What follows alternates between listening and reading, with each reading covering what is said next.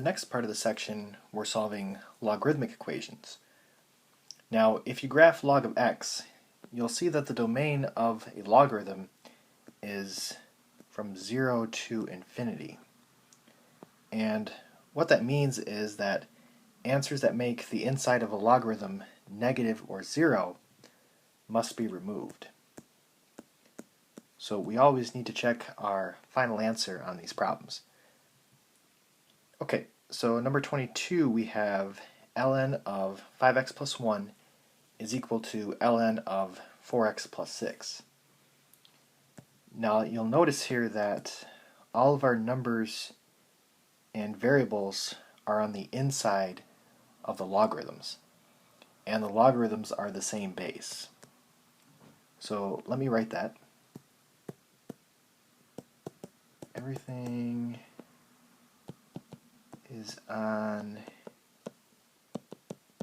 the inside of logarithms of the same base. In this case, the base is e. So when this happens, we actually only care about the insides of the logarithms. So we only care about 5x plus 1 is equal to 4x plus 6. Kind of like with the exponential equations, when we had the same base, all we had to do was set the exponents equal to each other and then solve. Same thing with logarithms. If everything's on the inside of logarithms of the same base, you can just solve this equation and it will solve this equation. So I need to solve it.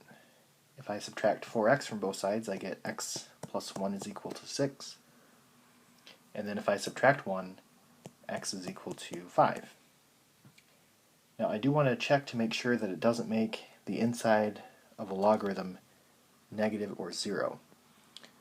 So if you plug it back into this one, that would be 5 times 5 is 25, plus 1 is 26, so that's okay.